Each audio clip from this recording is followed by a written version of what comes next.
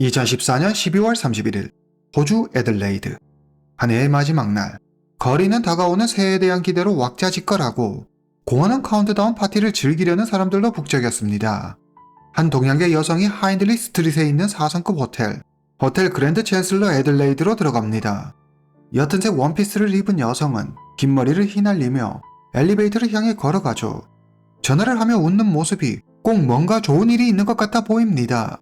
그리고 이 여성은 이 모습을 끝으로 1월 1일 새벽 아침 사망한 채 발견되죠. 이 여성에게 대체 무슨 일이 있었길래 모두가 덕담을 나누며 새해 희망으로 들떠 있었을 그 시간에 여성은 목숨을 잃은 채 참혹한 모습으로 발견된 것일까요? 오늘 이야기 시작합니다. 2015년 1월 1일 아침 7시 55분 중국인 신씨가 호텔 로비에서 누군가에게 전화를 겁니다. 상대가 전화를 받지 않는지 신씨가 초조한 얼굴로 프론트 데스크로 가더니 전화기를 빌려 직접 호텔방으로 전화합니다. 전화를 끊은 신씨가 12층 어느 방으로 들어갑니다. 밖은 이미 환했지만 방 안은 커튼이 쳐져 있어 어두웠습니다. 욕실에서는 물소리가 들리고 커튼 사이 약간의 틈으로 빛이 새어 들어옵니다. 방 모퉁이에 사람이 누워있는 게 보였습니다. 신씨는 조심스럽게 다가가 불을 켭니다. 순간 너무 놀란 신씨는 그만 그 자리에 얼어붙고 맙니다. 여성이 쓰러져 있고 얼굴은 수건으로 덮여 있었으며 주위는 피로 흥건했습니다. 여성은 아무 움직임도 없었습니다. 신씨는 용기를 내 여성의 얼굴을 덮고 있는 수건을 걷어냅니다. 으악! 여성의 얼굴을 확인한 신씨는 외마디 비명을 지르며 헐레벌떡 호텔 밖으로 뛰쳐나갑니다. 당장 경찰에 신고하지 않고 신씨는 대체 어디로 가는 걸까요? 그 사이 아침 8시 35분 호텔 매니저가 12층 문제의 방으로 들어갑니다. 11층 손님이 천장에서 물이 샌다고 클레임을 걸었기 때문이죠. 이를 확인하러 위층 12층 방으로 온 호텔 매니저는 방에서 죽어있는 여성을 발견하고 바로 경찰에 신고합니다. 이 무렵 사라졌던 신씨가 다시 호텔 로비의 모습을 드러내더니 12층에 여성이 죽어있다는 사실을 프런트 데스크에 알리죠. 아침 8시 45분 호텔 매니저의 신고 전화를 받은 경찰이 현장에 도착합니다. 그들은 현장을 봉쇄하고 수사를 시작하죠. 여성은 48kg의 마른 몸을 가졌으며 분홍색 긴팔 스웨터와 검은색 스키니진을 입고 있었습니다. 목에 뚜렷한 자상 흔적이 있었는데 그 길이가 무려 13cm나 됐습니다. 여성의 주변은 피로 흥건했고 소파와 침대에서도 혈흔이 발견됩니다. 침대 매트리스가 흐트러져 있는 것으로 보아 상당한 몸싸움이 있었던 것으로 보이죠. 경찰은 가방 속 신분증에서 피해자의 신원을 확인합니다. 이름 팡팅, 당시 나이 25세, 중국인 여성입니다. 경찰은 호텔 매니저와 직원, 투숙객을 상대로 탐문조사를 벌입니다. 다들 별다른 소리를 듣지 못했으며 특이사항은 없었다고 진술하죠. 경찰은 팡팅이 목에 난 치명상으로 인해 소리도 지르지 못하고 바로 사망했을 것으로 주장합니다. 바로 즉사하는 바람에 옆방에 묵고 있던 사람들도 아무 소리를 듣지 못했을 거라는 거죠. 호텔방을 수색하던 경찰은 욕실 세면대에서 유아용 물티슈로 꽁꽁 쌓여있는 면도날을 발견합니다. 보통 창문 청소를 할 때 사용하는 칼이었죠. 유아용 물티슈가 피로 흥건한 것으로 보아 경찰은 이 면도날이 범행에 사용된 흉기, 즉 범행 도구일 것으로 추정합니다. 샤워기를 밤새 틀어놓은 건지 욕실은 온통 물바다였습니다. 왜 아래층에 물이 샜는지 단박에 이해되는 상황이었죠. 물이 가득한 욕조에는 침대 시트가 펼쳐져 있었는데 침대 시트를 들어보니 그 안에 팡팅의 것으로 보이는 아이폰이 있었습니다. 경찰은 여러 정황으로 보아 타살 가능성이 높다고 보고 먼저 팡팅의 부검을 진행합니다. 부검 결과 팡팅의 얼굴과 머리에서 9군데 이상의 둔기로 인한 상처와 머리에 난 2개의 초승달 모양의 상처, 몸 여기저기에 멍과 끓긴 상처들을 발견하죠. 사인은 경찰의 예상대로 목 부위 자상에 의한 과다출혈로 밝혀집니다. 도대체 누가 그리고 무엇 때문에 팡팅을 살해한 걸까요? 호주 경찰은 용의자를 추적하기 위해 호텔 CCTV를 분석하는 한편 욕조에서 발견된 팡팅의 휴대전화를 확인합니다. 휴대전화에서 남성들과 주고받은 것으로 보이는 수천 개의 메시지와 수많은 연락처, 통화기록 등을 확인하죠. 경찰은 호텔 CCTV에서 팡팅을 호텔에 데려다준 남성과 그 남성과 일행으로 보이는 또 다른 남성을 발견합니다. 팡팅을 호텔에 데려다준 남성은 바로 사망한 팡팅을 처음으로 발견한 신씨였습니다. 신 씨는 팡팅을 발견하고는 어디론가 전화하더니 잠시 후 한 명의 남성과 나타납니다. 그리고 함께 팡팅의 방으로 가죠. 두 사람은 팡팅의 방을 나와 로비에서 심각한 얼굴로 대화를 나눕니다. 신 씨와 의문의 남성은 경찰이 호텔에 도착하기 전 이미 팡팅의 방을 다녀갔습니다. 경찰은 이들을 용의자로 의심하고 경찰서로 불러 조사합니다. 2015년 1월 1일 저녁 6시 경찰서에 온 신 씨와 의문의 남성은 경찰의 예상과 달리 경찰 조사에 매우 협조적이었습니다. 그리고 팡팅과 관련된 놀라운 사실을 털어놓는데요. 팡팅은 사실 스위트 베이브 소속 접대부였습니다. 스위트 베이브는 여행사로 위장한 성매매 알선 업체죠. 팡팅은 호텔에서 미리 예약된 고객을 만나 함께 잠자리를 하고 약속된 돈을 받습니다.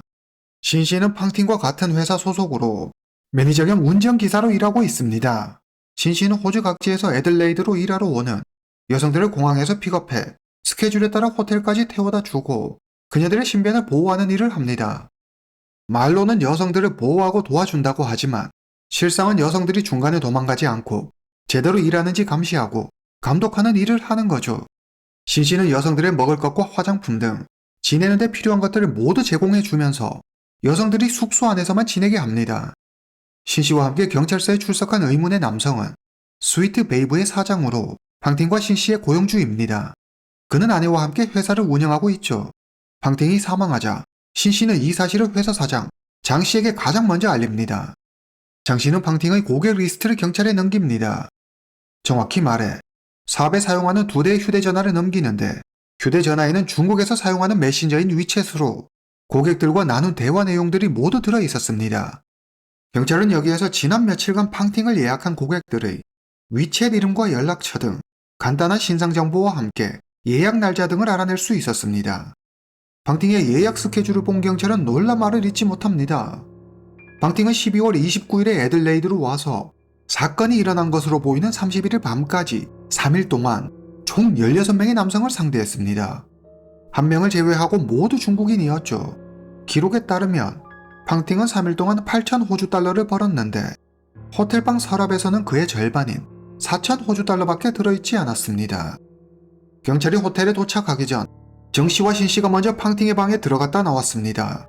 경찰은 두 사람이 팡팅의 돈을 노리고 범행을 저지른 건 아닌지 두 사람을 추궁하지만 두 사람은 절대 팡팅의 돈에 손대지 않았으며 팡팅을 죽이지 않았다고 펄쩍 띱니다. 만약 정 씨의 말처럼 팡팅이 8,000 호주 달러를 벌었는데 호텔방에 4,000 호주 달러밖에 남아있지 않은 거라면 범인은 돈을 목적으로 팡팅을 살해한 것일 수도 있습니다. 그러면 지금까지 경찰이 조사한 내용을 바탕으로 사건 당일을 재구성해 보겠습니다. 이름 팡팅, 당시 나이 25세, 영어 이름은 허니입니다. 호주에서 일하는 중국인 접대부죠. 2014년 12월 31일 호주 애들레이드. 호주 남부에 위치한 애들레이드는 사우스 오스트레일리아 주의 주도로 인구 약 130만 명이 살고 있죠. 애들레이드에서 시드니까지는 약 1300km로 비행기로 약 2시간 정도 걸립니다. 25살의 중국인 여성 팡팅은 이틀 전 비행기를 타고 시드니에서 애들레이드로 왔습니다. 연말과 새해를 맞아 지금이 이쪽 업계에서는 대목 시즌이기 때문에 그녀는 애들레이드에서 며칠 머무를 생각입니다. 속에 수수료를 뗀다 해도 꽤 두둑하게 챙길 기회죠. 팡팅이 하인들리 스트릿에 있는 4성급 호텔 그랜드 챈슬러 애들레이드로 들어갑니다. 팡팅은 1년 반 동안 여기 애들레이드를 8번이나 왔다 갔습니다. 그만큼 단골을 포함한 그녀를 찾는 고객들이 많았다는 뜻이죠. 그녀는 예쁘장한 외모와 늘씬한 몸매 덕에 인기가 많았습니다. 팡팅은 시드니에 살고 있는데 왜 이곳 애들레이드까지 와서 일하는 걸까요?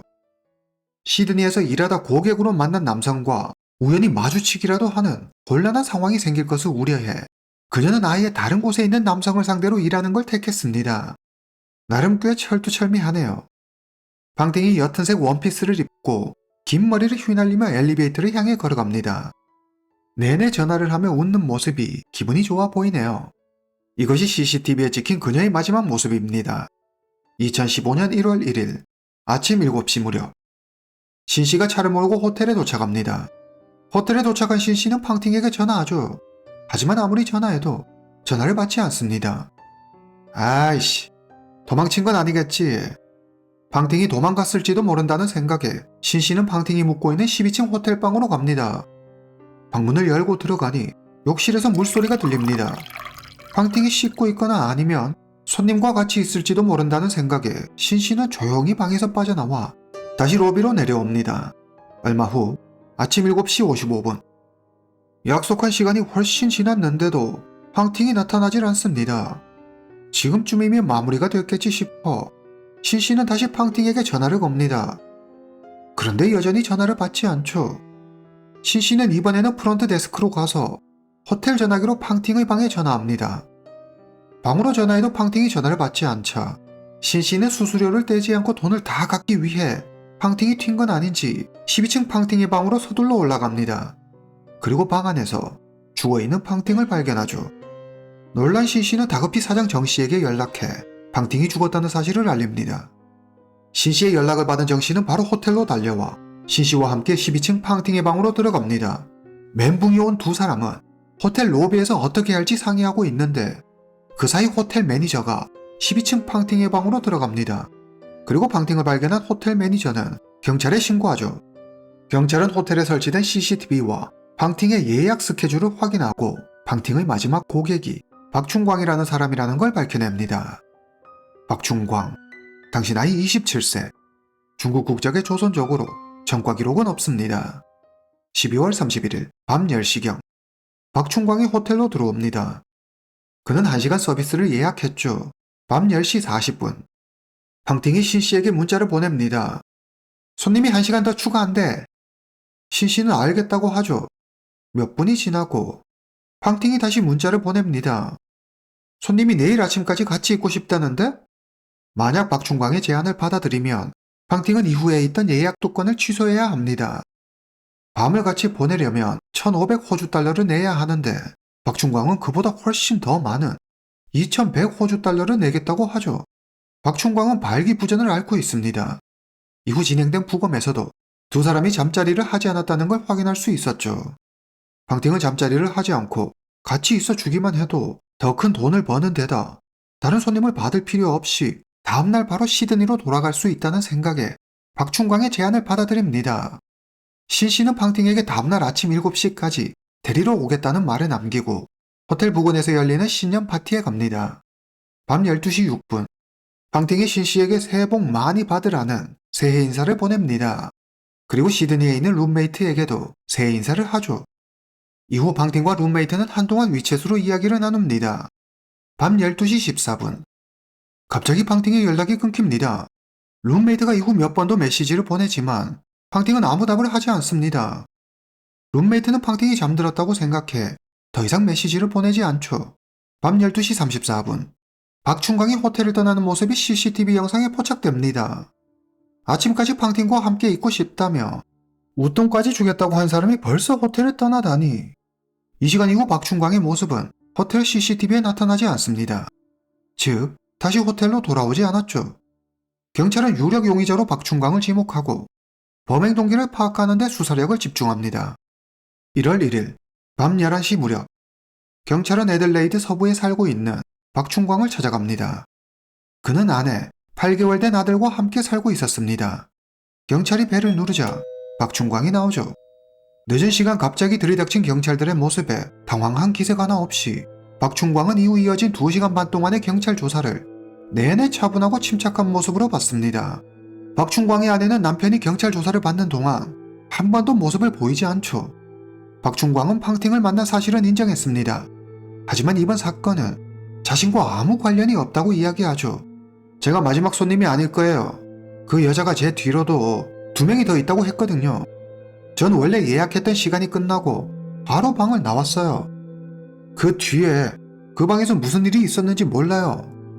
경찰은 박충광의 집을 수색해 박충광의 아이폰과 박충광의 지갑과 청바지 주머니에서 현금 1250 호주 달러를 찾아냅니다. 그러나 그가 호텔을 나올 때 CCTV에 찍힌 옷과 신발은 찾지 못하죠. 박충광의 아이폰에는 31일 밤 통화 기록과 문자 메시지 등 팡팅과 관련된 모든 내용이 삭제되어 있었습니다. 경찰이 왜 기록을 삭제했는지 이유를 묻자 박충광은 자신이 다른 여자와 만났다는 사실을 아내에게 들킬까봐 그렇게 했다고 말하죠. 조사를 받는 내내 박충광은 차분하고 매우 협조적이었습니다. 경찰은 박충광의 DNA 샘플을 채취한 뒤 그의 아이폰과 1200 호주 달러를 가지고 경찰서로 돌아옵니다. 박충광이 범인이라는 결정적인 증거를 찾지 못했지만 경찰은 여전히 그가 범인인 걸로 의심하죠.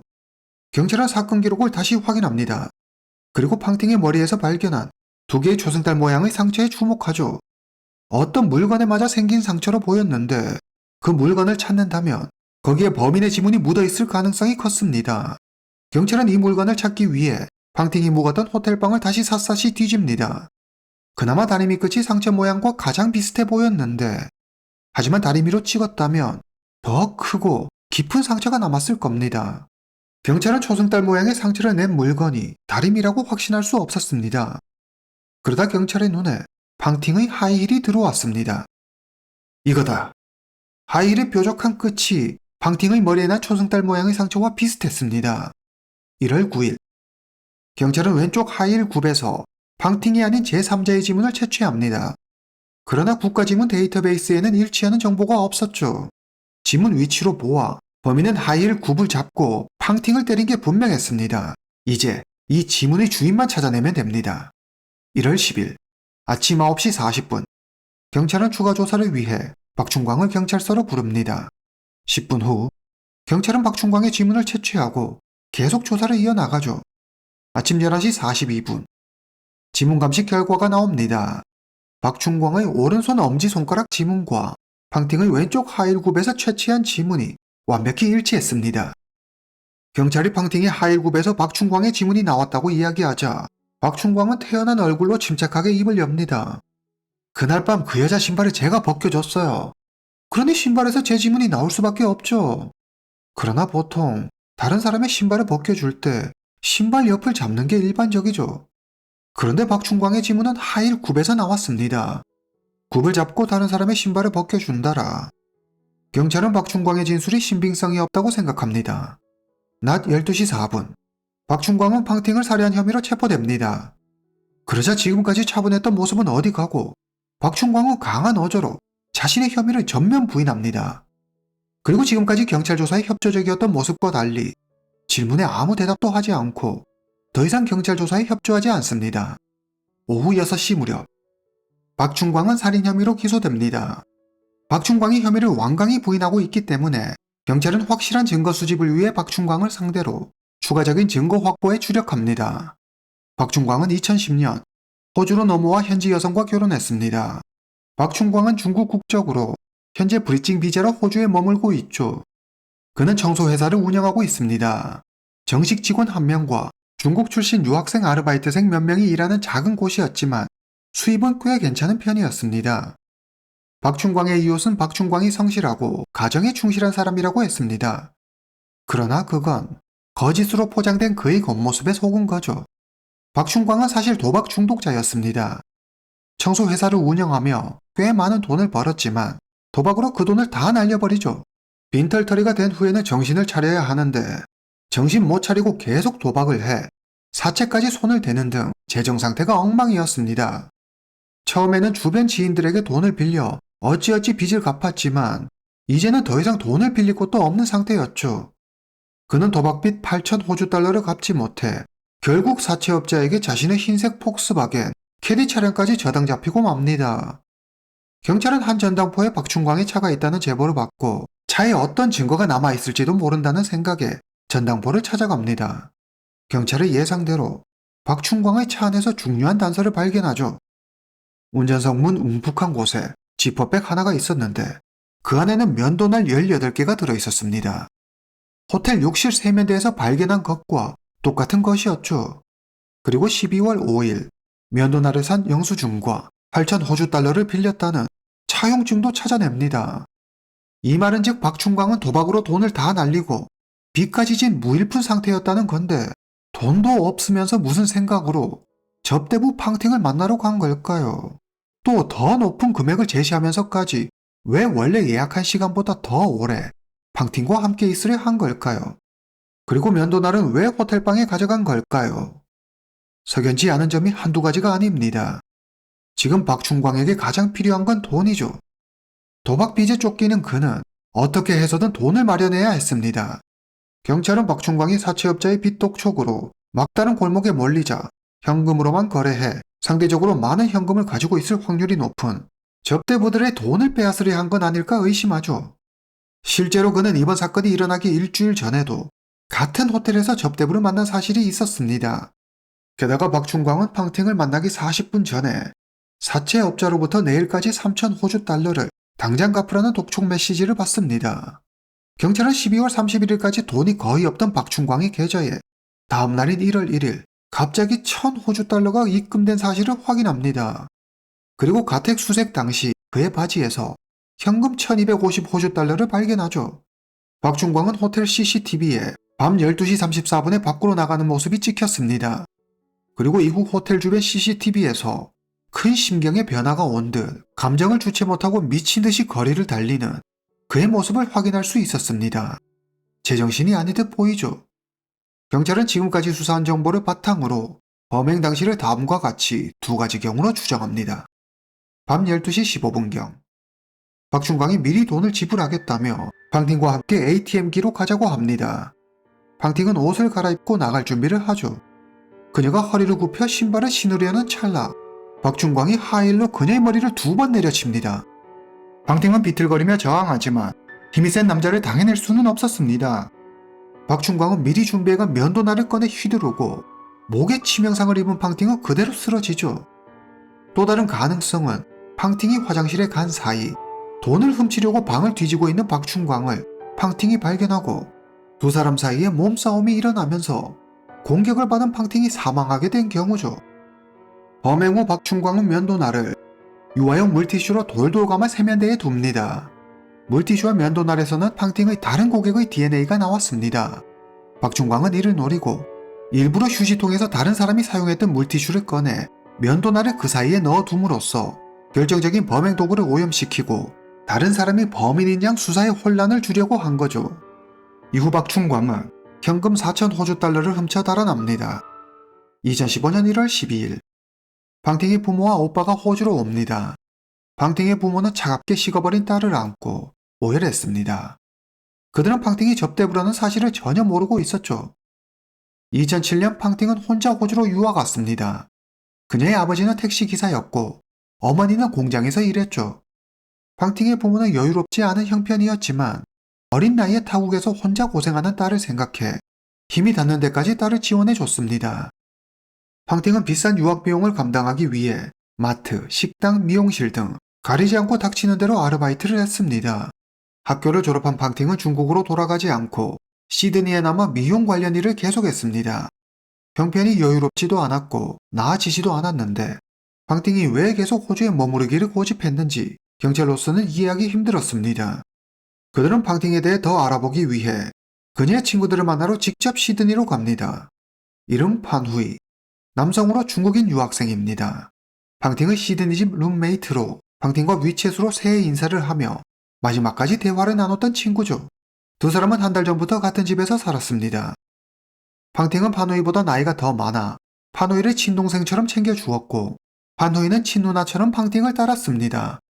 팡팅은 판후이에게 자기가 하는 일에 대해 말하지 않았습니다. 판후이는 팡팅이 그저 미용 관련 일을 한다고만 알고 있었죠. 이번에도 새해를 맞아 멜버른으로 여행을 간 줄로만 알고 있었습니다. 팡팅의 다른 친구들 역시 팡팅이 하는 일에 대해 전혀 모르고 있었습니다. 그들은 팡팅은 밝고 친절했으며 활발한 친구라고 했습니다. 미용 쪽 일을 하고 공부하는 평범한 아이라고 했죠. 경찰은 팡팅이 어쩌다 접대부 일을 하게 된 것인지는 알 수 없지만 강요에 의해 한 것은 아니라고 했습니다. 그녀가 모두를 속이고 이런 생활을 하면서까지 왜 호주에 머무르려 했는지 영원히 알 수 없게 되었습니다. 교도소에 수감된 박충광은 끝까지 자신의 혐의를 부인하며 전혀 반성하지 않았습니다. 법정에선 그는 일관되게 자신은 이 사건과 관련이 없다고 주장하죠. 난 범인이 아니에요. 다른 사람 짓이라고요. 박충광의 변호인 역시 범행 동기가 불분명하며 팡팅의 휴대전화 신호가 새벽 2시 이후에 시내와 교외, 네틀리에서 잡힌 걸로 보아 검찰이 주장하는 밤 12시 30분경에 팡팅이 사망하지 않았으므로 박충광은 범인이 아니라고 주장합니다. 2016년 8월 17일 사우스 오스트레일리아 법원에서 재판이 열립니다. 재판부는 박충광에게 25년 후 가석방 신청이 가능한 종신형을 선고합니다. 오늘 이야기는 여기까지입니다. 다음 시간에 뵙겠습니다.